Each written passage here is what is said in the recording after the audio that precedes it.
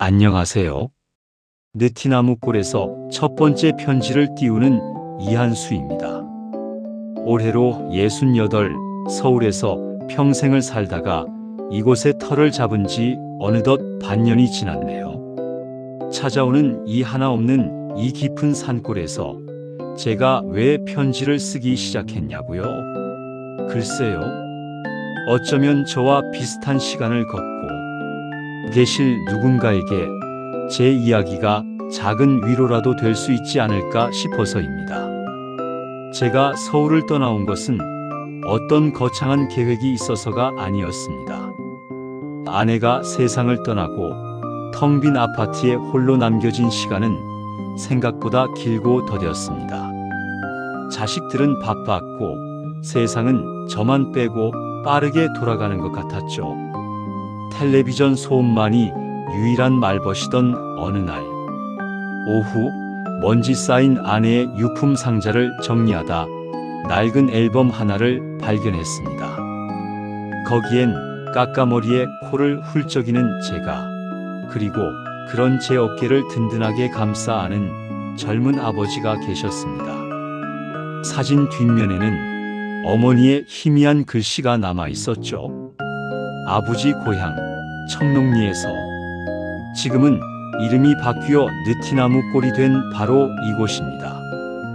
그 사진 한 장이 제게 말을 걸어오는 것 같았습니다.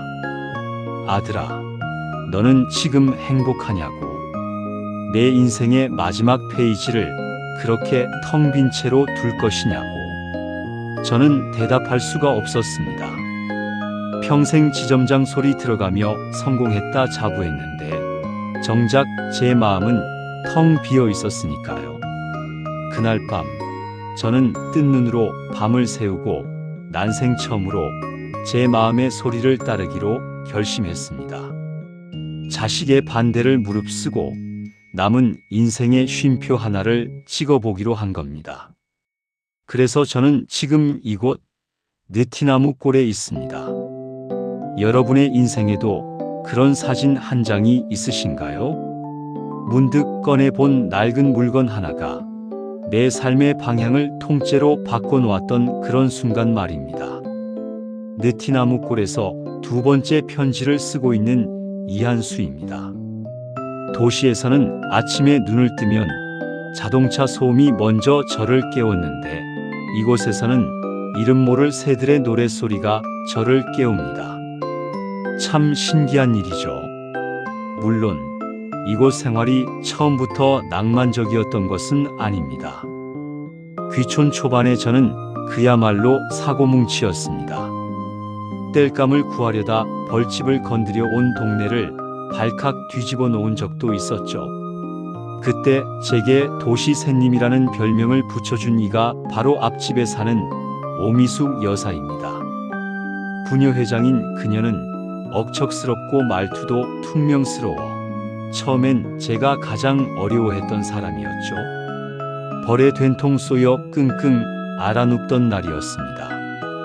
서러움에 잠겨 있는데 누가 방문을 거칠게 열더군요. 바로 오 여사였습니다. 그녀는 앓는 소리는 동네가 떠나가네 하고 소리를 빽 지르더니 제 앞에 무언가를 쿵 내려놓고는 휙 나가버렸습니다. 정신을 차리고 보니 머리맡에는 파스 몇 장과 아직 김이 모락모락 나는 된장찌개 한 뚝배기가 놓여 있었습니다. 멸치를 진하게 우려낸 투박하고도 깊은 맛이 나는 된장찌개였습니다. 아내가 끓여주던 것과는 또 다른 이상하게도 눈물이 핑 도는 그런 맛이었죠. 그날 저는 깨달았습니다. 사람의 온기라는 것이 꼭 따뜻한 말이나 상냥한 미소로만 전해지는 것은 아니라는 것을요. 때로는 퉁명스러운 말투 속에 무심하게 툭 던져놓은 된장찌개 한 그릇 속에 더 깊은 진심이 담겨 있다는 것을 말입니다. 혹시 지금 곁에 있는 누군가가 무뚝뚝하게 느껴지신다면 한번 그 사람의 행동을 들여다보세요. 어쩌면 가장 따뜻한 진심이 가장 서툰 방식으로 당신 곁에 머물고 있는지도 모릅니다. 안녕하세요. 세 번째 편지를 쓰고 있는 이한수입니다. 이곳 느티나무골의 아침은 우편 배달부 아저씨의 오토바이 소리로 시작되곤 합니다. 저도 매일 아침 혹시나 하는 마음에 우체통을 열어보지만 뽀얗게 먼지만 쌓여 있을 때가 대부분이죠. 자식에게서 편지를 기다리는 나이는 지났지만 전화라도 한 통 울렸으면 하는 마음은 어쩔 수가 없나 봅니다. 서울을 떠나올 때 외동딸 서연이가 아주 심하게 반대를 했습니다. 아버지는 실패를 선택한 것이라며 울던 딸의 얼굴이 아직도 눈에 선합니다. 그 녀석의 마음을 왜 모르겠습니까? 평생 고생한 아버지가 이제는 편히 지내시길 바라는 마음이었겠죠.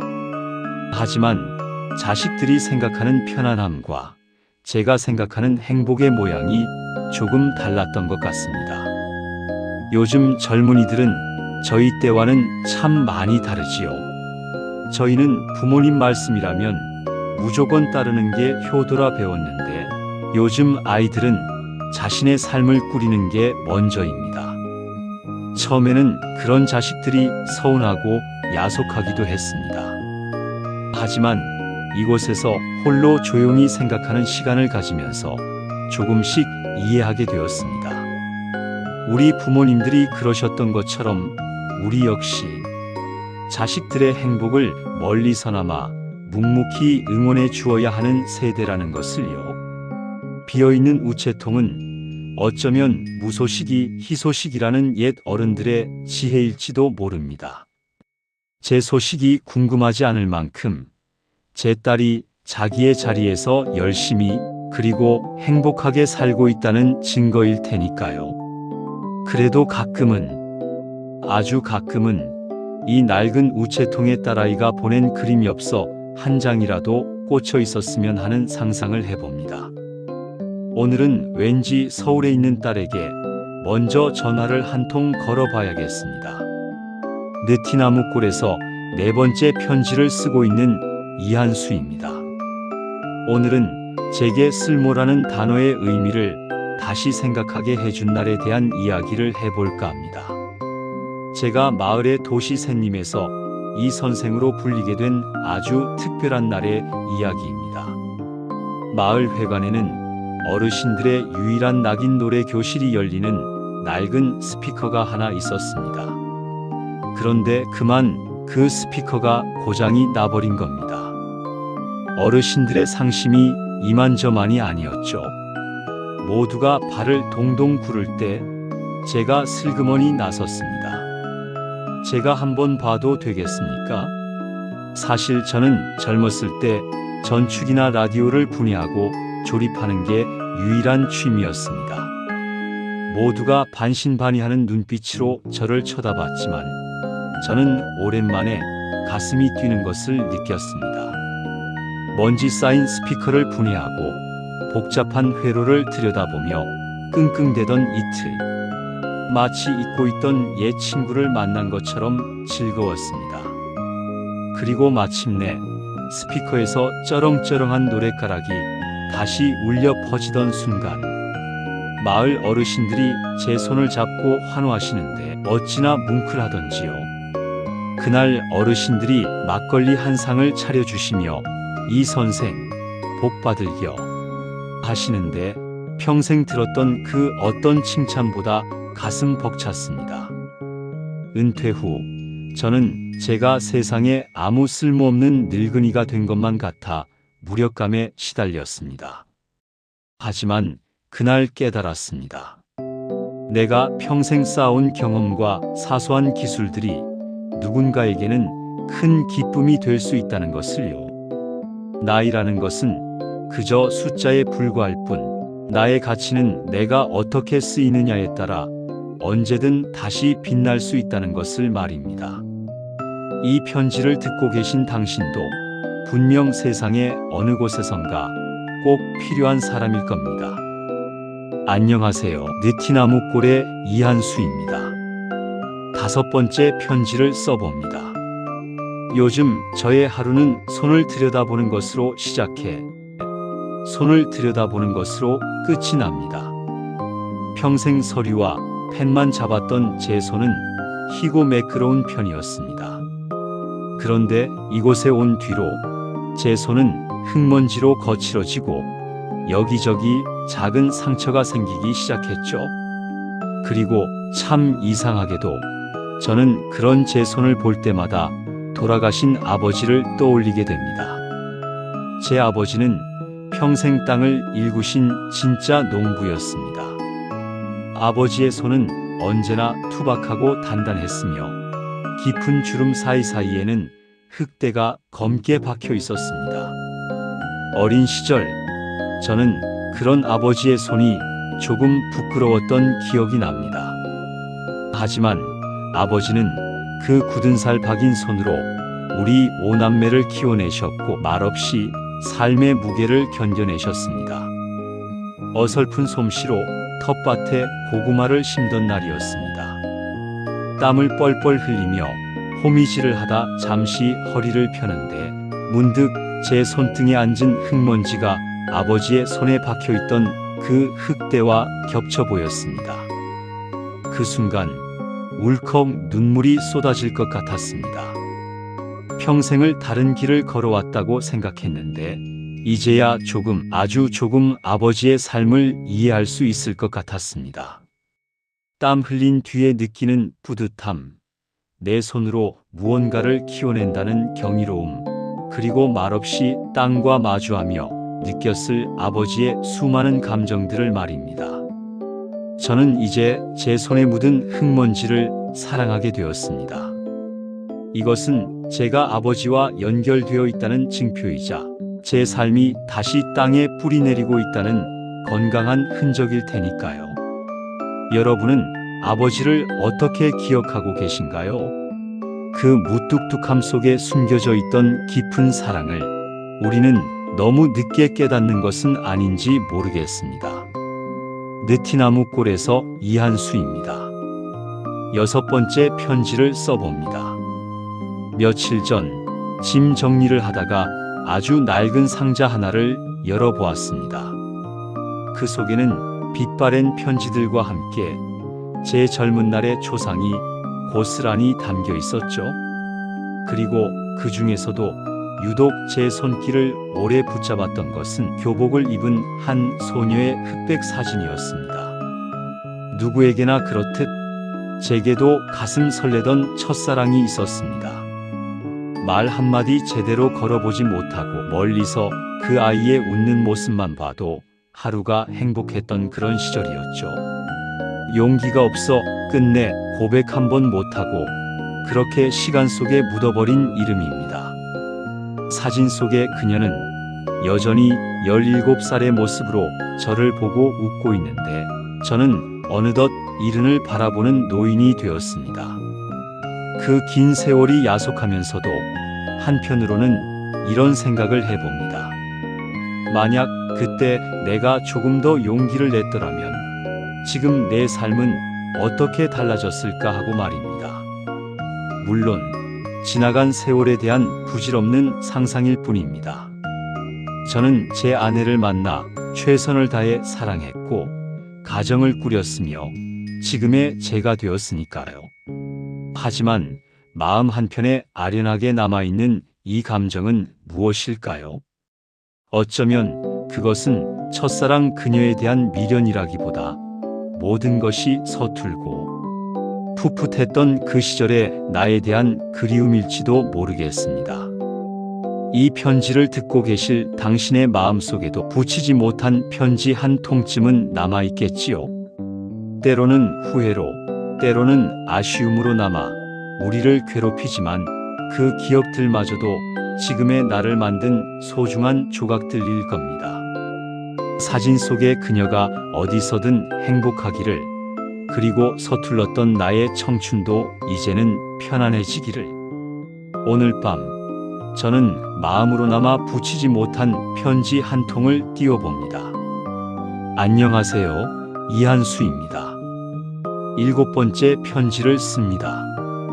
오늘은 저희 느티나무 꼴에는 아주 특별한 이웃이 한 분 계십니다.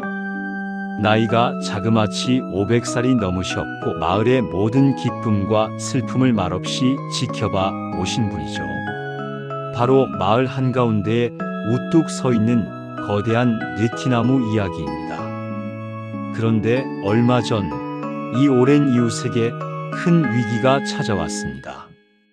태풍에 가장 큰 가지가 부러져 나간 것도 모자라 한 개발업자가 마을 땅을 사들여 골프장을 짓겠다며 나타난 겁니다. 마을의 상징인 느티나무를 베어버리겠다는 소리에 온 마을이 발칵 뒤집혔습니다. 처음에는 그저 막막하기만 했습니다. 돈과 권력 앞에 우리 같은 늙은이들이 무엇을 할 수 있을까 싶었죠. 하지만 기적 같은 일이 벌어졌습니다. 앞집 오미숙 여사는 군청 앞에서 1인 시위를 시작했고 강덕배 이장님은 전국의 출양 인사들에게 편지를 썼습니다. 그리고 저 역시 평생을 서류와 씨름했던 경험을 살려 개발 계획의 부당함을 알리는 법적 자료들을 만들기 시작했습니다. 우리는 함께 싸웠습니다. 각자가 가진 작은 힘들을 한데 모으자 그것은 생각보다 훨씬 큰 힘이 되었습니다. 결국 우리의 목소리가 세상을 움직였고 개발 계획은 무산되었습니다. 그리고 며칠 전 부러진 가지 옆에서 기적처럼 새로운 연두빛 싹이 돋아난 것을 발견했습니다. 서울에 살 때 저는 나 하나만 생각하며 살았습니다. 하지만 이곳에서 저는 우리라는 이름이 가진 힘을 배웠습니다. 함께 무언가를 지켜낸다는 것이 얼마나 가슴 벅찬 일인지를 깨달았습니다. 우리의 500년 된 이웃은 그렇게 우리에게 가장 큰 가르침을 주고 다시 꿋꿋하게 서 있습니다. 느티나무 꼴에서 보내는 마지막 편지입니다. 벌써 8번째 편지라니 시간이 참 빠르네요.